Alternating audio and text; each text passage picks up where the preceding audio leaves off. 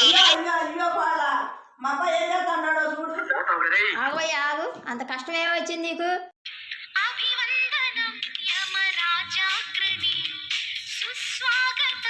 Show show show అరవమాకండి.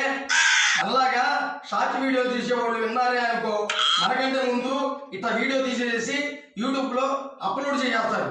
నేనేమి నిజంగా సావట్లేదే, ఉత్తుత్తినే. గంగ చంద్రముఖిగా మారింది. స్వర్గంలో రంభ, ఊర్వశి,